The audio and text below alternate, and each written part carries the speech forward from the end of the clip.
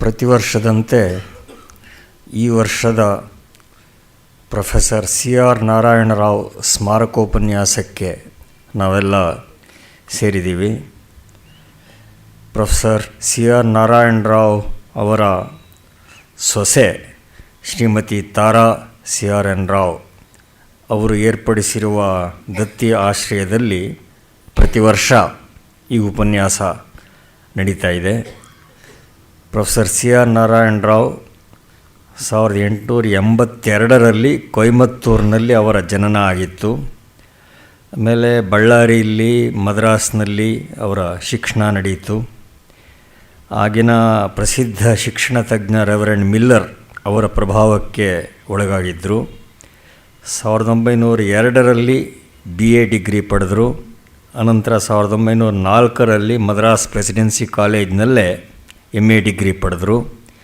ಉದ್ದಕ್ಕೂ ಬಹಳ ಪ್ರತಿಭಾವಂತ ವಿದ್ಯಾರ್ಥಿ ಅಂತ ಅನ್ನಿಸ್ಕೊಂಡಿದ್ದರು. 1905ರಲ್ಲಿ ಬೆಂಗಳೂರು ಸೆಂಟ್ರಲ್ ಕಾಲೇಜ್ ಸೇರಿದರು ಪ್ರಾಣಿಶಾಸ್ತ್ರ ವಿಭಾಗಕ್ಕೆ.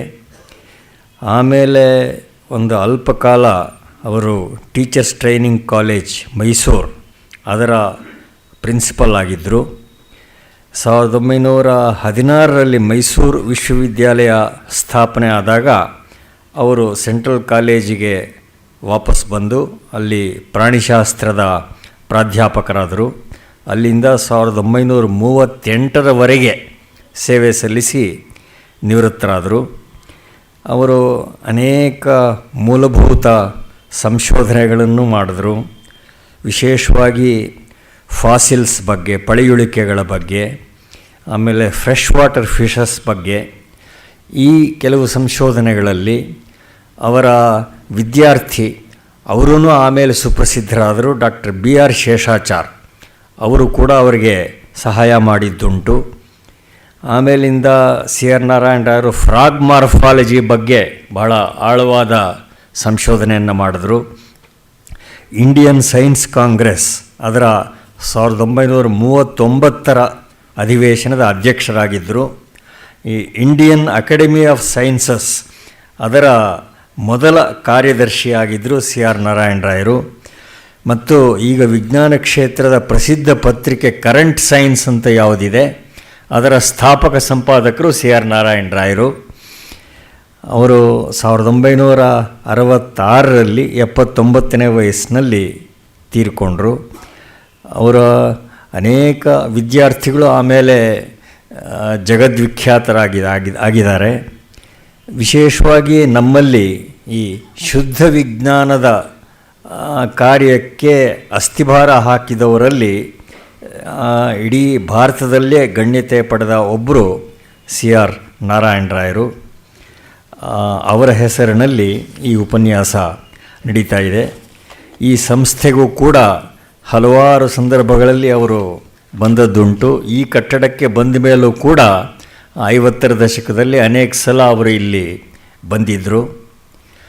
ಇವತ್ತಿನ ಉಪನ್ಯಾಸ ನೀಡೋದಕ್ಕೆ ಪ್ರೊಫೆಸರ್ ಡಾಕ್ಟರ್ G.S.Ranganath ಅವರು ಬಂದಿದ್ದಾರೆ.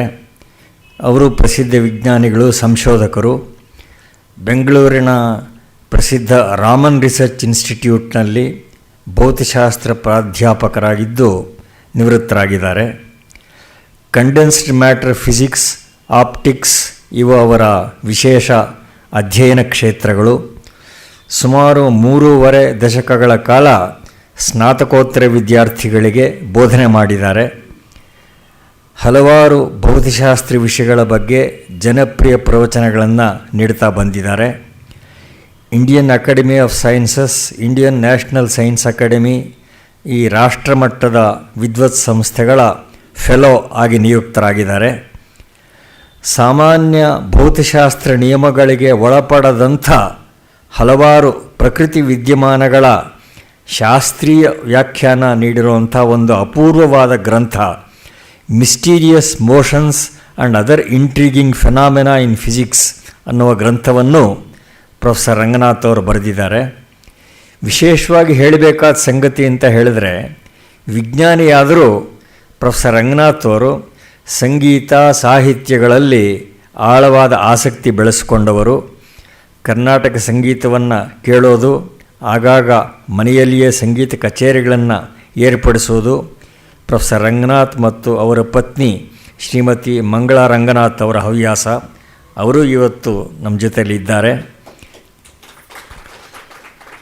ಬರಹಗಾರರಾಗಿ ಪ್ರೊಫೆಸರ್ ರಂಗನಾಥ್ ಅನೇಕ ಉತ್ತಮ ಕೃತಿಗಳನ್ನು ಕೊಟ್ಟಿದ್ದಾರೆ. ಅವರ ನಾಲ್ಕು ಕಥಾ ಸಂಕಲನಗಳು ಪ್ರಕಟ ಆಗಿವೆ.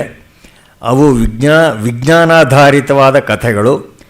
ಸಾಮಾನ್ಯವಾಗಿ ವೈಜ್ಞಾನಿಕ ಕಥೆಗಳು ಅಂದರೆ ವಿಜ್ಞಾನದ ಪರಿಭಾಷೆಯನ್ನು ಬಳಸಿ ಕಲ್ಪನೆಯ ಜಾಲ ಹೆಣೆದು ಬರೆಯೋದು ವೈಜ್ಞಾನಿಕ ಕಥೆಗಳು ಅಂತ ಅನ್ನಿಸ್ಕೊಂಡು ಬಿಡುತ್ತವೆ. ಆದರೆ ರಂಗನಾಥ್ ಬರೆದ ಕಥೆಗಳ ವಿಶೇಷ ಅಂದರೆ ಅವುಗಳಲ್ಲಿ ಪ್ರಸ್ತಾವ ಆಗುವ ವಿಜ್ಞಾನಾಂಶಗಳು 100% ಕರಾರುವಾಕ್ಕಾಗಿರುತ್ತವೆ. ಹೀಗೆ ಮನರಂಜನೆಯ ಜೊತೆಗೆ ಅವು ಬೋಧಕವೂ ಕೂಡ ಆಗಿರುತ್ತವೆ.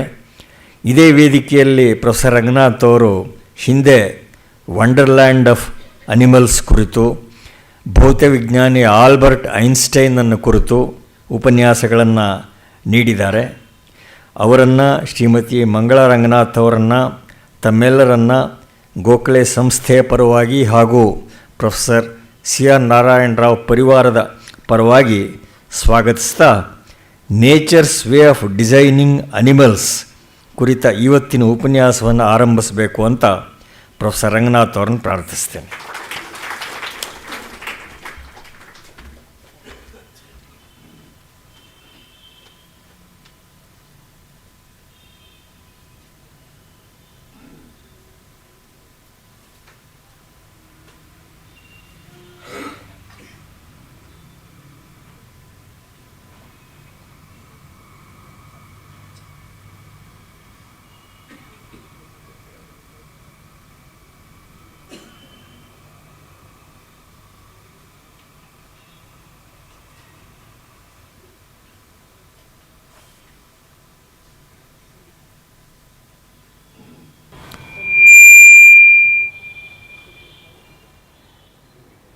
Thank you, sir, for those kind words of introduction.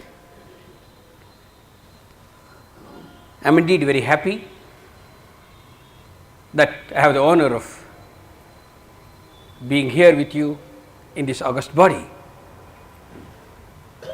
And this is probably one of the very few cultural organizations that has started the new year with a talk on science. And I am grateful to my friend and philosopher Sri Ramaswamy for inviting me to share with you a viewpoint that has become very popular and that has become a frontier area of research in the last 50 years. Namely,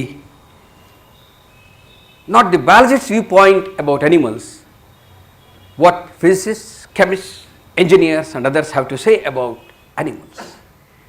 In fact, now it has become a new discipline by itself. All over Europe, there is what is called zoological physics as a specialty that you can pursue. And in America, this comes under various headings like biomechanics and biology inspired physics and so on. I would like to make it clear that I am not a biologist at all, but as a practicing physicist, I have been interested in the relevance of physics in the animal world. Good lot of physics that we have picked up and that is being taught appears to be just about sticks and stones, but that is not true. Physics is very much relevant even in the world of plants and animals. So much so, now people believe that Newton rules not only the inanimate world, but Newton rules biology as well. With this preamble, I would like to get back to the topic of the evening, namely animal design and a viewpoint that physicists have picked up, unraveling in the process the secrets that appear to be mysterious even to biologists. For good many years, decades and probably even a century, biology was mostly accumulation of interesting information. It is only later that people started looking at the mass of data and found some meaning to all this. And the first person who probably did the most important work in this area was Charles Darwin, who found a meaning to what we see around in the animal and the plant world. And his theory of the origin of life gave a death blow to the Christian view of evolution of life. By then, church had already suffered a big blow from the discoveries of Galileo, who destroyed the Christian view of the universe, and Darwin destroyed the Christian view of the creation of life. In fact, this is the 150th year of the Darwin's theory of evolution, and everyone is happy that now the church, particularly the Vatican, appears to have softened its stand, and they want to rehabilitate Darwin because his books were burnt when it was published. That was the attitude of Christianity towards a rational analysis of what people saw around. So now, in this particular talk, I would like to share with you in the 45 minutes or so that I have at my disposal the wonderful things that we generally miss in our appreciation of the animal world, and how these wonderful things are largely due to the physical principles that guide the universe at large, basically the Newtonian mechanics. But nothing in biology makes sense unless it is viewed against the backdrop of evolution, and it is in this context that I would like to display my first transparency. This is the tree of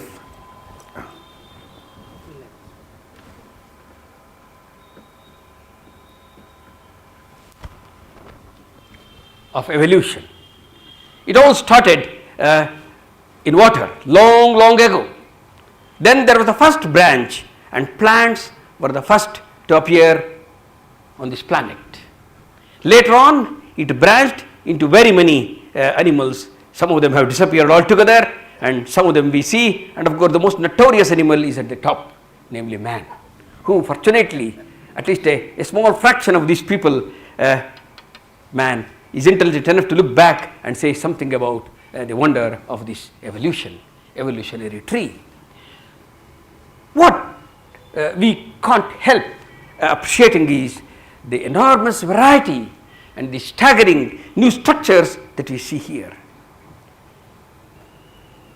Did every one of them appear independently of other? Is there some running undercurrent in all this? Some of these questions did bother very many, and of course Darwin's theory of evolution has become a textbook stuff, and it is not my intention to go over that here. But what engineers in particular, Professor Keshav is here, is an engineer, and physicists in general have been deeply worried about is to look at what biologists consider as mysterious and difficult to comprehend, because the language required to understand some of these mysteries are beyond the speciality that you find in biology. In fact, the language of mechanics, the language of optics, the language of chemistry, in other words, physical sciences appears to be guiding some of these things. And I will concentrate on few of these factors, particularly those referring to the design, the structure, the shape of the animals that we see around. I will, for no reason, bother about the plant world because they took off long back in a different way. I will concentrate in general on what we can appreciate in the design of animals and how nature has been, if you consider nature as one of those super great creators, did a wonderful job, and what we see around is ultimately the most acceptable solutions for the situations that we see. Some of the things that we should appreciate is, in spite of the enormous variety of animals that we see around, certain things look quite constant, much the same everywhere, and that is not often realized, and is only in the last 20-30 years, and that too at the insistence of physicists and mathematicians, that biologists have looked at these things. And I would like to start with one such, and namely, most of the animals that we see around actually have a circulatory system with blood flowing through the body. That is the way the nutrient reaches every cell in the organism. Oxygen reaches through blood. The food that we take finally reaches different parts of the body through blood, and that is an essential component and structure that you find in all the animals. But what was realized very recently, just about 25 years ago, and it has become very clear in the last 10 years, is that this capillary network of blood vessels, if you go from rats to elephants, they have the same size. Simply because an elephant is so much bigger than a rat, it doesn't mean the blood vessels are as big. They don't scale at all. Ultimately, the different parts of the organism gets its food from the blood capillaries, and the blood capillaries are nearly of the same dimension when you cut open a rat or an elephant, and that is approximately 1,000th of a centimeter or about 10 micrometers. In fact, why is this so? Biologists don't have a simple answer here. We should be thankful to them that they discovered this. Now, physicists, hydrodynamics, and mechanical engineers have put their heads together to find a reason for this. And the reason is like this.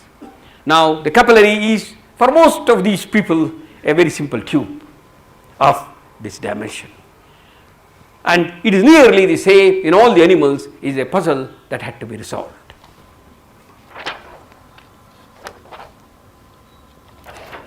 There is already some data available, and that is, blood is not a uniform liquid like tap water. It is a heterogeneous liquid with blood cells in almost a liquid medium, almost like water, called plasma. Is not very different from water. In this you have blood cells suspended. This is a composite liquid. Now what happens is, when this liquid flows through this tube, the hydrodynamics is very different. It is not like the hydrodynamics that we study in our undergraduate classes. It is very different.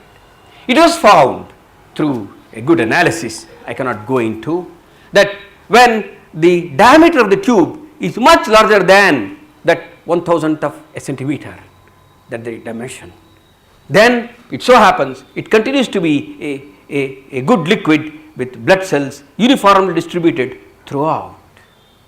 But when the dimension of the tube is around 10 microns or 1,000th of a centimeter, then you find all the blood cells clustered together at the center near the walls. It is a very thin liquid like water. Water has not a gray height viscosity. It is very thin. It flows easily, and blood cells are not there to impede this motion. So the best way of transporting blood is this. If you shrink this further, then the blood cells themselves will come in the way of the motion of blood. So the best diameter is 1,000th of a centimeter. Viscosity of blood is the least at this. At higher diameters, viscosity is more. At lower diameters, viscosity is much more. So it looks as though hydrodynamics, the Newtonian hydrodynamics, finally has decided the diameters of the blood capillaries. That is why whether it is an elephant or a rat, finally each cell in the body has to get its nutrient from the blood that flows through it, and the best way of transporting it is to transfer it as quickly as possible with as little effort as possible, and that is the most beautiful solution. So it is a wonderful design that we have to appreciate, that in spite of the enormous size variation, structure variation and so on, in all these animals that have a circulatory system to carry food and whatnot from one part to the other, the blood capillaries are of the same dimension. This is one constant that you find in the animal world that surprised biologists, but now physicists and engineers have solved this problem to a large extent. Why do I say to a large extent? Because just last month there was a paper in an extraordinary journal of physics called the Physical Revelators, where engineers put all this in a computer and finally showed that this is the best solution that we can invent for the transport of a material like blood through tubes. Because they did not use a stiff tube as it was used when this was discussed. They used a flexible tube, because after all a blood capillary is flexible. It can be bent and it can slightly stretch and compress and so on. In spite of all that, this appears to be the best solution. So that is one aspect of the animal world that really amazes anybody, and there appears to be a way of understanding this in designing of blood capillaries. Some universality exists. That is about animals on land. There is something universal about animals that live underwater, and that is also equally interesting. Particularly, I would like to talk about animals that live in the cold oceans. Because the temperature is very low, all these animals, from the fishes to the whale, they have an insulating layer. The red one is an insulating layer. Otherwise, there will be enormous loss of heat. All these animals produce heat. We are warm. It is 98.4 degrees Fahrenheit, because I am generating heat. All these are generating heat. That will be lost, because what is surrounding this animal is cold water. And all these animals, they are nearly of the same shape. From the fish to the whale, they have this insulating layer. And that insulating layer is nearly fat, called blubber. Now, what is the thickness of this insulating layer? Very interestingly, from the fish to the whale, it is like going from the rat to the elephant on the land. As you go from the fish to the whale, whale is the biggest of the animals that you find ever created on this planet. Much bigger than the dinosaurs that ever lived also. The blue whale is very, very big. In spite of all that, this is 3 centimeters. There is some universality.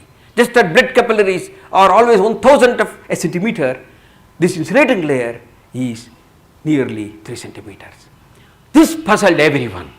There was no simple way of understanding it, and the early theories developed by engineers were not good at all. Then in the recent years, this has been looked at very carefully, and they took the shape, more or less this is like a cylinder, and you work out the problem. The theory of heat loss predicts 3.7 centimeters, and it is nearly a constant. I think the way a theorist does his calculations with a model, if you give alliance to that, this is very close to the number that is seen in the animal world. So there is another constant. This pertains to animals living underwater, and this has nothing to do with blood capillaries now. This has to do with the insulating layer, and that is the same simply because the theory of heat loss decides this. Now you should wonder how nature came up with these solutions. It must have struggled with a variety of other solutions. They all disappeared because a thickness higher would result in heating the animal. A thickness lower would lose, it would lead to so much loss of heat, the animal would die. In either case, the solution is not a good one. This appears to be the right balance so that the animal maintains its temperature in spite of the heat loss. So that is how evolution answers this, but the exact numbers, the mechanics comes out of physics and so on. This is what I am having in mind when I say animal design and nature's way of designing animals. In spite of the variety, the different animals that we see in water, there is some constancy here, like the size of the blood capillary, the thickness of this layer is nearly 3 centimeters. So that is about heat loss. Now we will come to another parameter which looks somewhat a constant again, and this pertains to dynamics of the animal, the way the animal moves, runs and so on. That again amazed very many people, and here is an experimental result that amazed everybody. I will read out the experimental result. In 1977, this observation was made by Alexander and his co-workers. They determined the top speed of 10 species of wild African ungulates. Ungulates have hoofed animals like deer, cattle and so on, by chasing them with a vehicle. Animals ranging from gazelles to giraffes with a mass ratio from 1 to 50. It is like going from a rat to an elephant, going from a fish to a whale. Here also they went from the smallest possible ungulate to the heaviest one like the giraffe. And in each case, in each species, they found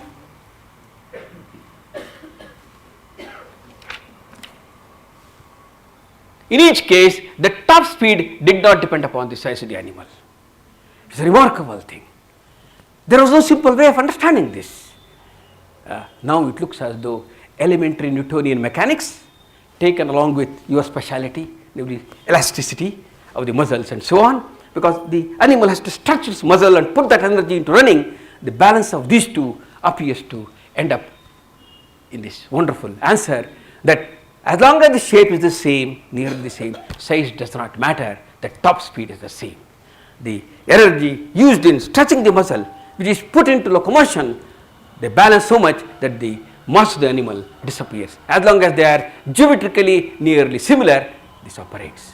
So there is a very elementary understanding of the dynamics, a constancy in the dynamics of animals, which we can understand from physics, the language of physics. But animals have been designed by nature like this. It might be surprising to many, but not to a physicist or an engineer who designs such things. Why I am repeatedly talking about engineers? Not because my friend Professor G.S.Ranganath is here, but because these days people are making these robotics which simulate animal behavior. Last year, Metin Said of Carnegie Mellon made an insect which literally is like the insect that he wanted to simulate. So people are going to that domain where they want to create an animal almost which dynamically and otherwise replicates what you see in nature. So that is how engineers are also interested in this.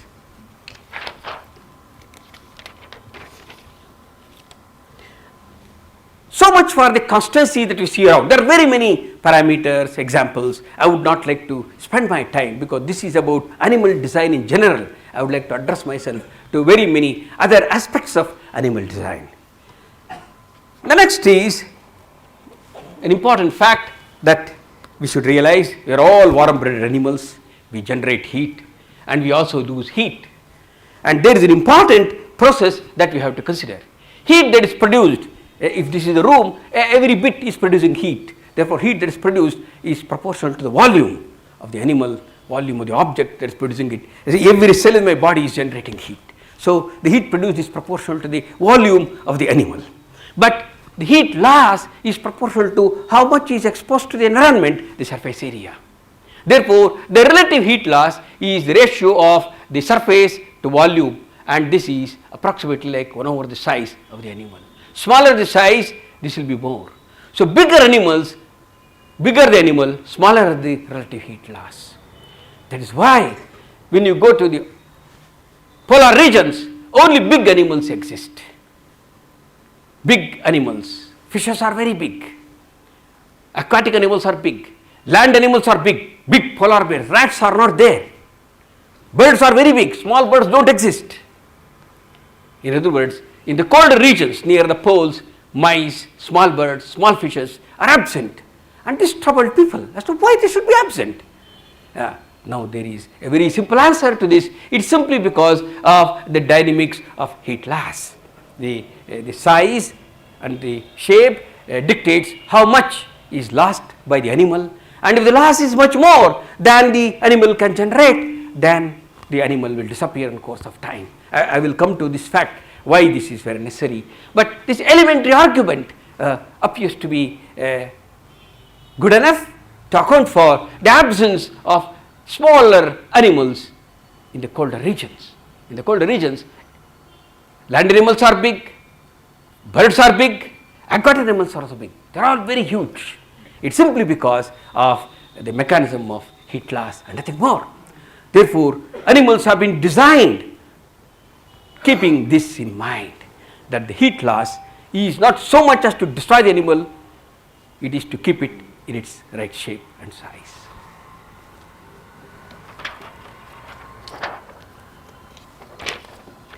Now I would like to answer that question as to why small animals will simply not exist. So here is a measurement. Very interestingly, we are taught heat, and we measure specific heat, latent heat, etc. in BSc, but we never undertake how much heat is involved in a guinea pig eating daily, rabbit, man, horse. This is the weight. This is approximately 700 grams. This is about 2 kg. Man is about 70 kg. There are heftier people also. Horse is 600 kgs. Whale is enormous, 1,50,000 kg, very huge. But how much energy they need? They get it from food that they take. Now, a guinea pig, it takes calories per kilogram of its weight, 223 calories per kilogram of its weight. Now, this keeps decreasing. Means actually, this can be dramatized by this statement: a mouse eats half of its own weight every day, while a man eats 1/5 of his weight each day. A whale eats much less than that. The bigger the animal, it eats much less. Though it is very big, actually compared to its weight, it is eating much less. The smaller animal eats more, works more, generates more heat, and if the heat loss is more, it has to compensate that by eating more. If a rat were to be there near the polars, it can do nothing but eating. But where is the food for that? So in this sense, we can understand why we have not only the variety that we see around, a certain distribution also. Big animals simply don't exist near the colder regions of this planet. And finally, it looks as though the size of the animal decides how much it needs for its survival. And all this is just physics, chemistry, and so on. There is no biology here. It looks as though biology has been guided by the principles of physics.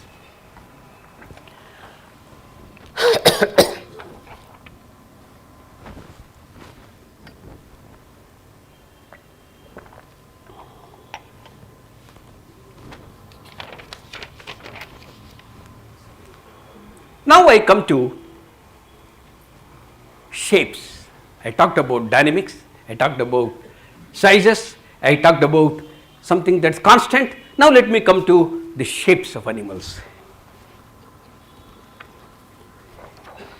I would like to concentrate, because I was talking about animals in the colder region, I would like to look at them. The body shape of most of the aquatic animals are streamlined. The boats that we make are also streamlined. It is because they can move very rapidly through water. And if you look at all these aquatic animals, from the fish to the whale, they are nearly of this shape. D is the diameter, L is the length. That should not surprise us. The body shape is streamlined to overcome the friction that an animal faces while going through water. Not only that, strangely, the diameter to the length of the animal is from 0.2 to 0.3 in the entire aquatic animal world, from fish to a whale. This is called aspect ratio. Very strangely, this is the same. They are all scaled together. If the diameter becomes more, length also becomes more in the same proportion. The entire aquatic animal world that has a smooth, streamlined body appears to have this extraordinary geometrical consistency. The aspect ratio is a constant. In fact, we should appreciate people who went down to measure these things clearly. And finally, there are people to answer as to why this is so. And recently means about 10 years ago, they did a very beautiful hydrodynamic calculation with proper aspect ratios, and they found that the friction is the least for this aspect ratio. The aspect ratio, friction that an animal faces depends upon a variety of parameters, what's called a boundary layer and what's called the inertial friction, the drag, and so on. You can put all of them together. Even a hand-waving argument will show that it is the lowest when the aspect ratio, the width of the animal to its length, is between 0.2 and 0.3.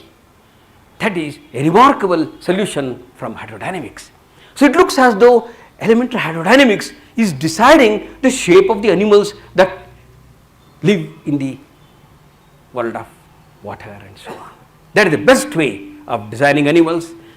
They can go quickest from place A to place B with least effort.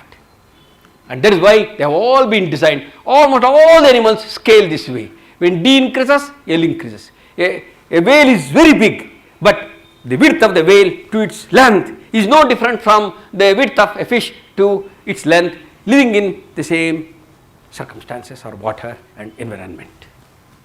Not only that, this very same hydrodynamic theory finally tells you what should be the speed with which it can go from place to place. It goes as mass to the power of 0.18. This is a mathematical expression. I can't go into the details of this, except to say a mass appears to decide this. And if you calculate for a dolphin, this is about 20 miles per hour. Now, even the best Olympic champion cannot beat a dolphin. It can go so fast. See, the best designed body that can go from place to place at the quickest pace with the least effort is the one decided by nature with this ratio. Friction is the least, velocity, everything is optimized, and you can't think of a better solution. That is where you start appreciating the grand solution that exists in the animal world. How this came about? Probably through evolution. There were other odd structures in between. They got eliminated simply because they were not this faster. In many ways, it will not succeed in getting a mate, it will not succeed in getting the food, and so on. Very many limitations will eliminate animals that don't come up to this criterion of constancy, of aspect ratio, and so on. That is how we have to look at animal design. One thing is to wonder at why things are like this. Another thing is to see there is a very simple physical principle that has led to this structure.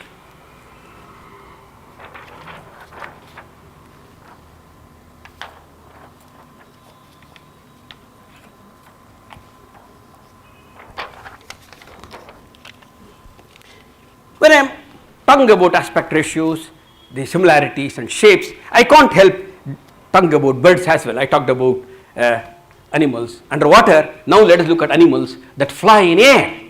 Birds in particular. These are different birds of different species. There are 9 species of birds. They are all of different sizes and shapes. This is approximately drawn to scale. This is about 1 meter. Therefore, this is more than a meter in its wingspan. This is nearly 2.5 meters is its wingspan. This is just a literal projection of the profile of the various birds, of the 9 species of birds. What is so great about it? The greatness lies in geometry. And there are people interested in the geometry of animals as well. That is why I am coming to this. Now, one person just scaled all this so that they would have the same wingspan. But look at it. They all look almost alike. This is one set of birds, another set of birds. There is not a big difference at all between these 1, 2, 3, 4, 5 species of birds, 6, 7, 8, 9 species of birds. Their flying mechanisms are different. All these have nearly the same dynamics. They are almost gliding, while these have to flap their wings. Something common is there between them, but they look scaled versions of each other. That is all. When you scale, the tiniest of the one is almost not very different from the other one. It's as though it's nothing but you just, nature has scaled the little bird to a bigger bird, to a much bigger bird, and nothing more. Then it need not worry about the dynamics or the aerodynamics of its flight and so on. More or less, they are taken care of. So it looks as though geometry has played a very big role in deciding the shapes and sizes of not only animals underwater, like fish, from fishes to whale, here from the tiniest of the birds. I would like to get back to my previous transparency to show you the size difference. See, this is the smallest of the bird. They are the biggest in this class. Smallest and the biggest in this class. In spite of the enormous difference in size, there appears to be something constant, equivalent of the aspect ratio. They all scale the versions of one another. Now, it is this that probably was noticed first by Galileo, because I would like to tell you Probably Galileo was the first person to apply physics or mechanics to the animal world, and he came up with what is called the law of similitude. The question is, there is a scaling, a small baby is there, there is a big man, but why not a baby which is just 1 centimeter in height? Why not a man who is just 10 meters in height? These questions troubled Galileo. He was the first man to answer this, and he said, no, it is not possible. Called the law of similitude. His own statement translated: structures with simple geometrical scaling of existing structures do not occur in nature. Galileo was the first to stress the importance of this principle. In short, Jonathan Swift's famous work, Gulliver's Travel, you have to take it with a pinch of salt. Lilliputans can't exist. Similarly, the giants also can't exist. It's simply because of the problem of structure. When the structure becomes very big, scaled version will not support it. You have to put extra studs, big thicker beams and so on.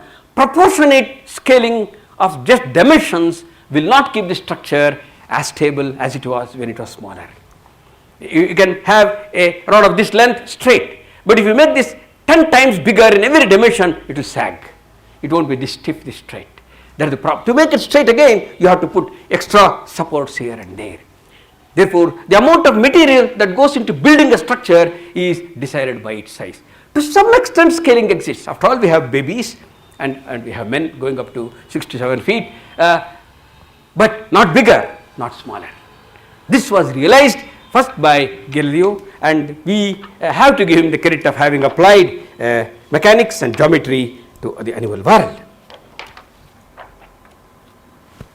All this is because of gravity, that is all. Had there been no gravity, we don't have to bother about it. It can be as big as one imagines, or it can be as small as one can think of.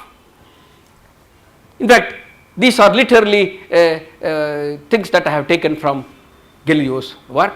If we build two geometrically identical bridges, then the larger one will be weaker of the two. To make it as strong, we have to increase the thickness of many of its internal elements. What does that mean? In the case of the animal world, it means an important consequence of this is, as the animal size increases, limbs have to become thicker, limbs have to become shorter, the whole skeleton bulkier, the whole skeleton heavier. This is a necessary consequence of mechanics subject to gravity. That's how it is. You cannot live without gravity on land, and therefore you have to look at the effects of gravity. And this is more or less what is seen here. Mouse has only 8% of its weight as bone. Dog 13 to 14%. Man 70 to 18%. This is a consequence of bones being subjected to stress due to gravity. Man is so big that unless there is more bone in him, you can't have a structure with nearly 6 feet and stand against gravity. Otherwise, he'll be, if he is just like the mouse, he'll simply crush under his own weight, because gravity will be very, very strong. But there is one thing which we have to bother about and therefore concerned about. Galileo was himself aware of this. Underwater, gravity does not play a big role because of famous Archimedes' principle of buoyancy. Any object kept underwater experiences an upward thrust. To a large extent, its weight is reduced. Therefore, gravity, in a sense, doesn't assert to the same extent. Therefore, we find that gravity does not influence very much animals underwater. Buoyancy force compensates for gravity. Then simple geometrical scaling almost operates. A whale and a porpoise have the same section of the body in the form of skeleton. Porpoise is almost like a dolphin, and a whale is very big. The fraction, the amount of bone percentage wise of the body is the same. Gravity doesn't. And all this we go to Galileo, who first probably looked at the animal design, particularly the structure, the scaffold that holds the animal. How much time have I? Good, thank you. So much for the general principles in animal design, be it the blood capillary or the insulating layer or the aspect ratio or the shape, or as I showed here in the last one, the limitations to the size of these similar structures. But let us look at evolution also. We should not forget. I have not touched upon evolution at all. We have all evolved from extremely simple organisms. So one has looked at animal design even from the point of view of evolution. And Ramaswamy made it a point that I should touch upon that as well. And it is a necessary component of animal design. So I would like to spend the next few minutes on that aspect of animal design. And the most important thing that we cannot escape in animal design is its lifestyle, its behavior.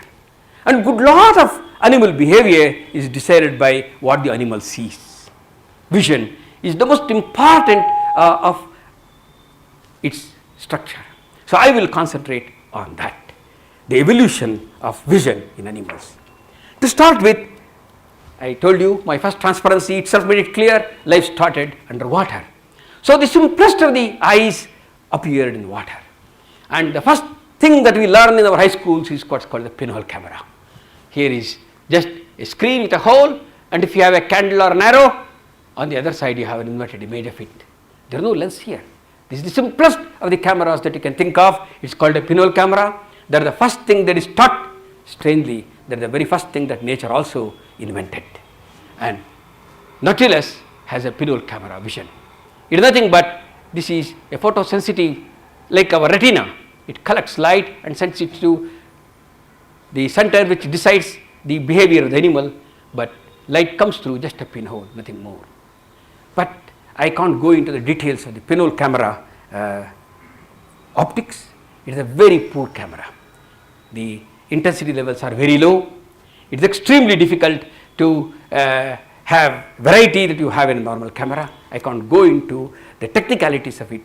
It is a very poor camera, and nature did not again invent this and never fixed any other animal with a pinhole camera. Nautilus is the only animal where she tried first and realized its importance like a physicist and also its defect and gave up pinhole camera. You don't find this again in the animal world. In the animal world, what we are faced with is the camera that we are familiar with, the box camera. The box camera has a lens, and there is the photographic plate. All this is enclosed inside a box, and there is a black paper inside. This black paper prevents diffused light from reaching and fogging the photographic plate. Very similarly, you have the eye here. This black paper is the choroid. The red line into the photographic plate is the retina, into the lens. Here you have the lens there, and there is what is called an iris. This iris is also its equivalent thing you have even the pinhole with the dotted line. It can control the amount of light that can get in. So it is almost the replica of what man has designed as a camera, but nature invented this long ago. And now to get the picture of the world around, we move the lens forwards or backwards. That is what you must have seen people tampering with when they try to take your picture or the picture of the scenery around. This literally happens even in the animal world. So in the case of fishes, this lens actually moves backwards, excepting sharks. Sharks are also fishes. They are cartilaginous fishes. It moves forward. The lens is literally moved forward or backward to get a clear picture of the world outside the animal. It's almost like our box camera. I'm talking about evolution of vision, the visual apparatus. Simplest is the pinhole camera. Next is the camera that you are familiar with. But in the case of man, it is different. To see the world at different depths, we don't move the lens. The lens shape itself is changed. The lens itself is stretched. To see an object which is far off, lens is compressed to see an object that is in the neighborhood. In fact, as we get old, we find this very difficult to compress the lens. So that is why we have to hold our paper farther and farther as we get older.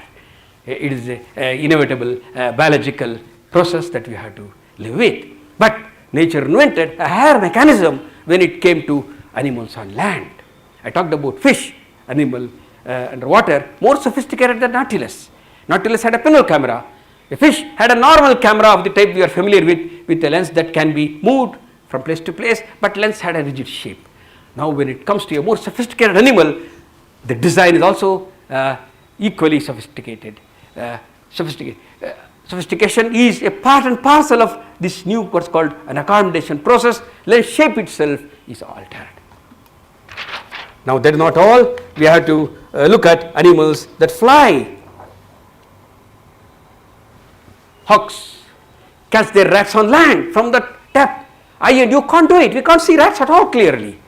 So nature invented what's called a telephoto lens mechanism in this. In fact, in front of the retina, there is an equivalent of a concave lens which magnifies the images of far off objects. That is how the hawk can catch a rat, can see from that depth. In other words, with the lifestyle that the animal leads, there is a corresponding degree of sophistication in the visual apparatus. It is consistent with its behavior. Had a hawk the sort of the eyes we have, it wouldn't have succeeded in its game of catching its prey.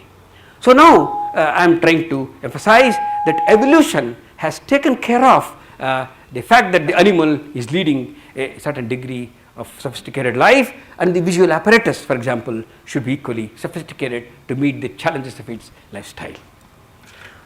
This is about the visual apparatus that we see, and obviously we are convinced it is an important organ of the animal's body.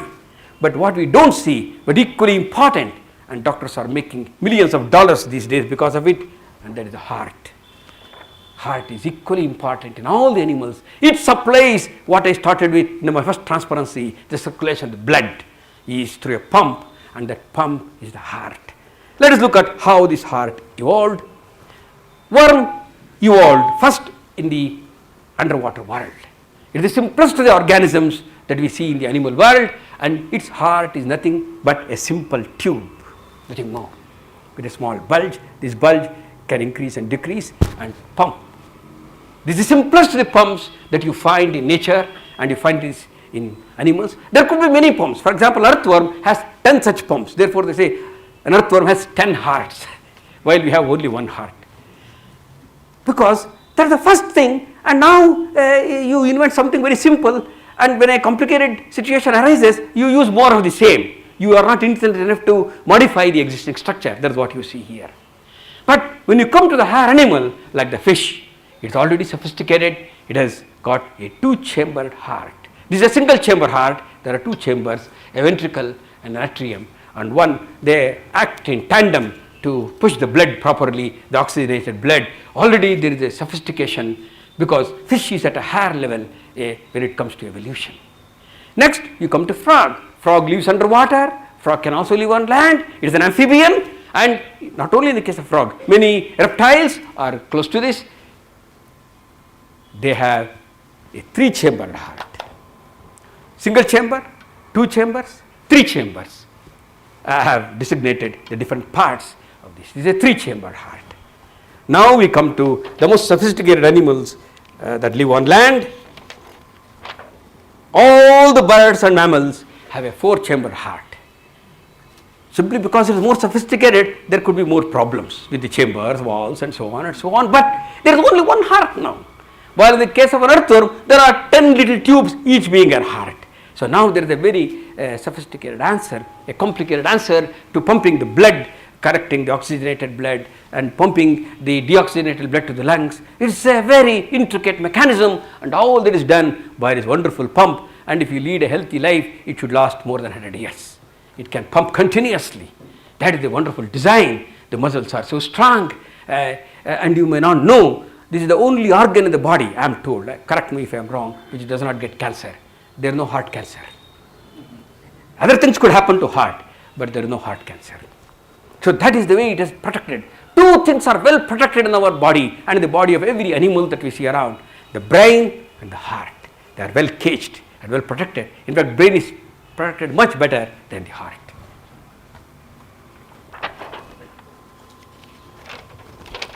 But what is surprising is, from the point of evolution, is this remarkable observation that was made long, long ago, the development of the embryo and the heart of the embryo. The human heart, for example, you study it when it is an embryo. To start with, it appears like a tube. The human heart appears like a tube, like that of a worm. It starts like that. In the first week of its conception, the human heart appears like a tube, as in a worm. Then it is two-chambered, as in a fish. Then it is three-chambered, as in a snake or a turtle or a frog. Then finally it gets to four chambers. So it looks as though the animal recapitulates its evolution even as it grows as an embryo. This is true of very many animals. Some of the things are still there, though they are redundant, like the appendix, I think, where it is a part of the animal world. It served a purpose once, it is not serving such a great purpose now. There are many other parts. Some people have a big tailbone because it is there as a part of the animal world. But when it comes to evolution, it recapitulates evolution, the embryo. When it comes out to the world at birth, we all know that the heart is approximately the size of a fist. This is true even when the baby is just born. As the baby grows, the heart grows. Approximately, it is proportional to the size, nearly the size of the fist. But inside the embryo, a few weeks after conception, hand and fists are so very tiny. If you look at the same ratio, the heart will be much bigger, about 9 times the fist of the embryo. So that is the way things are, because at that level, heart is playing a very big role. These limbs are not very important. Have I 5 more minutes? Good, good.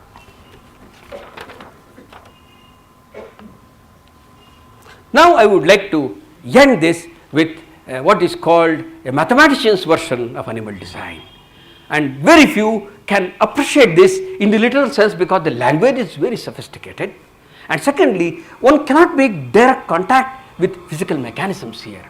But mathematicians also have been puzzled and worried about animal design, and they try to find something that connects the different animals in this world.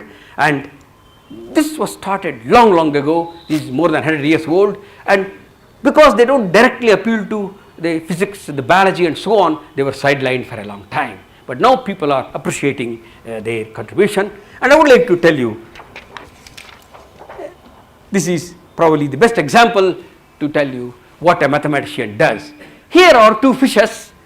To biologists, they have nothing to do with each other. They are different species, and the physicists also don't care to find anything common between them, excepting maybe their body is streamlined, yet the aspect ratio is very different. They are not the same. So even physicists cannot understand this. So this part of animal design, a mathematician solves by saying, good, I take this fish, stretch it like this. I make this net, which is rectangular, into a net of this shape. It is like write this on a rubber sheet and stretch it. It exactly goes over to that. In other words, that fish which appears so very different from this fish, I can get by a mathematical transformation. By, in fact, I tell you, I make the abdomen grow bigger than the rest in a certain way, then the shape can change. So it looks as though mathematicians would say that fish is a very different one from this one for you, but to me it is the way the different parts grew. If the parts were to grow at a certain rate, for this fish you simply go over to that fish. They are not any different. They are mathematically the same.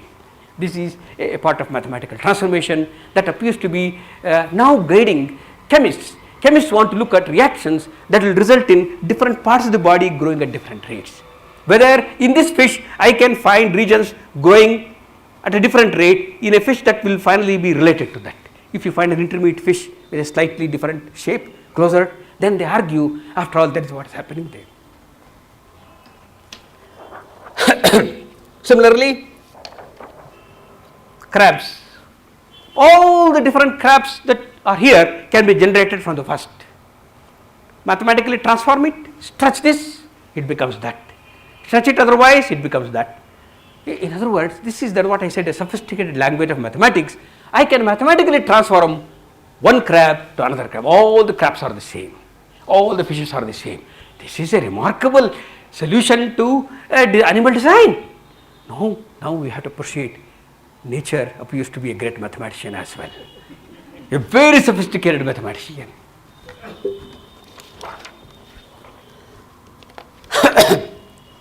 But I would like to end this with a very simple mathematical transformation that I loved and I liked.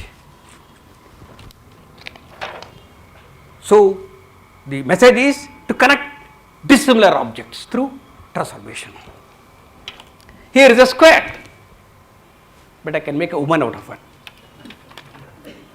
and I can transform this woman back to a square. And all this I do not by every time fiddling. There is a general program. I feed a square, the computer churns out a woman, it finally makes it a square again. In other words, there is an algorithm, a mechanism that operates. It is not that every time you have to tinker.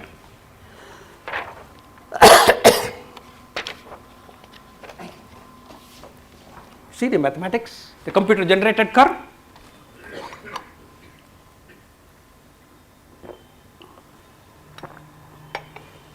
The computer has slowly transformed the square into a distorted object, finally a woman. Finally that woman has been transformed into a square again. This is a procedure in mathematics that has transformed it. Therefore, people believe that the rigorous mathematical procedure of converting one animal to another, and probably nature designed animals this way.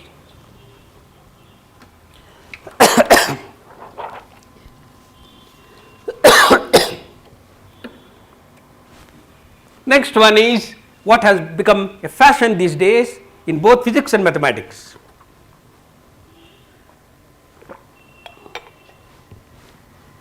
Here is a square, you add two little rectangles, continually, you end up with a leaf.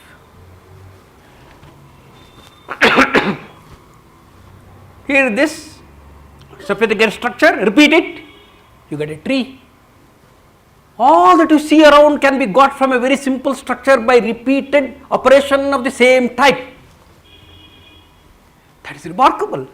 This tells you what a sophisticated structure can come out of a simple structure.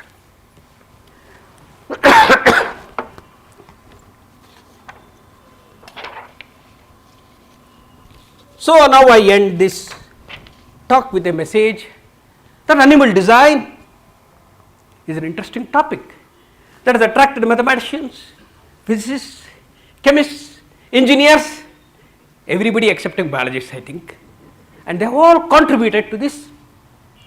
It is a frontier area of research. The contribution looks very staggering, sometimes confusing, but at the end, if you put all this together, a beautiful picture emerges. Because different people look at it differently, and they don't even talk to each other, they even criticize each other, but an unprejudiced look at these things will tell you in animal design there is a grand scheme that has been operating. This scheme is guided, I don't want to use the word God, by physics, chemistry, mathematics, engineering and so on. That is the message that I would like to share with you this evening. Thank you.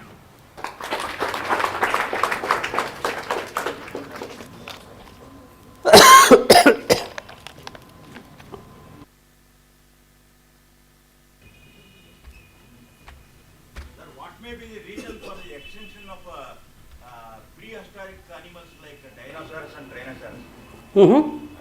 What may be the reason for the extinction of... Oh no, the reason again is physics. That is what they say. A huge asteroid blasted this earth long ago, kicked up so much dust, it brought down the solar illumination, the earth cooled like anything, this is called the nuclear winter. The animal was not designed to face those cold temperatures. Many animals disappeared, excepting those that could burrow and live under the soil, and recently they have discovered the skeleton of the animals that managed to live, because they could cover themselves by going underground. Most of the animals were wiped out. That is what the present understanding is. Sir, when a man falls for some reason or for some illness, somebody has to carry, there is a big weight. Why I don't feel myself the weight on my leg? No, you have been designed to carry your own load properly. That is all. But if I have to lift this chair, I have to carry that. But you don't sense it yourself. You withstand it as a structure. You don't sense that. What you sense is what your hand lifts. Your hand is not lifting your leg. But in the case of a paralyzed patient, the person has to literally lift his leg to keep it elsewhere. Then it calls for a lot of effort on his part. That is not a part of his body once it gets paralyzed. But once it is not paralyzed, the mechanism takes care of itself properly. You don't sense that weight. That it senses in a different sense. You are not a hefty man, otherwise you would have had osteoarthritis by now, because the knees are taking the load. It becomes very painful. Every time people around were to find pain in the knees, you are sensing your weight. That is why the doctor says reduce your weight. In a sense, we sense these things not directly as weight, as consequences of these very many things. For example, you might have noticed this, and particularly you might have noticed this because you are a musician. The way I listen to you is different from the way you listen to yourself. You just tape record your voice and you hear it. It is not the way you have heard yourself all the time. Because we hear ourselves through our bones, mostly. While I hear your voice in air, these two are not exactly the same. They appear different.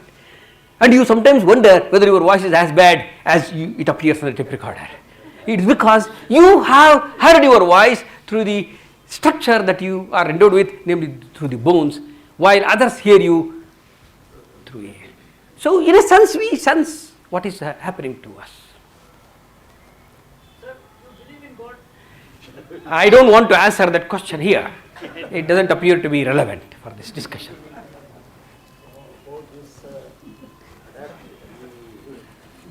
About the adaptation to impact of heat, you spoke about how polar animals are bigger and so on. Is it that the animals adapted themselves gradually, or were they created that way? What's the No. It is argued by people that animals were probably created just as man appeared in Africa. Most of the animals appeared around the equatorial belt. They migrated for various reasons, maybe want of food and so on. The smaller animals could simply not survive. That's how it happened. Those that were better designed could survive. And in the process of going from place to place, migration, they also, as you say, evolved structures that would help them to face the local environment and the structure. That is also there.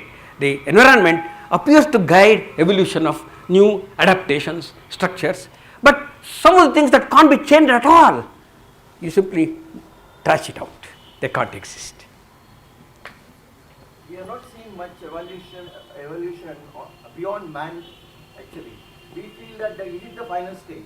No. In fact, the latest Scientific American says man is now evolving inside the grey matter.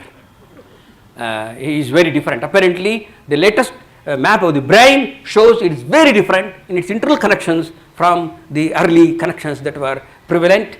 Therefore, there appears to be a gradual change in the brain. That is what the present understanding is, or the viewpoint is. But there is a related question, because when the man is, people say that in many articles etc., and the man is designing computers etc., one day the computer will take care of the design etc., and also whether the man is at loggerheads with nature as far as the design is concerned, because of your comment on the brain. Now, in fact, there is a fear that it may happen. It is like the Large Hadron Collider may create a black hole that will eliminate all of us. But good lot of scientists have looked at all this carefully. Amongst the very many who may be designing such computers, there will be clever people who will come in the way also. So they will not be allowing these things to happen. So there is what may be called as people in finance say checks and balances, by and large are there. Even I read recently that even if a terrorist were to get the nuclear weapon, apparently he will not drop it on his worst enemy. Something troubles him at some stage. This is what I have read. I really do not know. Because somewhere something guides us. The fear of not only myself, my family, my people, my religion, no, humanity at large. You want to be remembered as somebody, and that troubles you and protects apparently. That is where our grey matter appears to be working.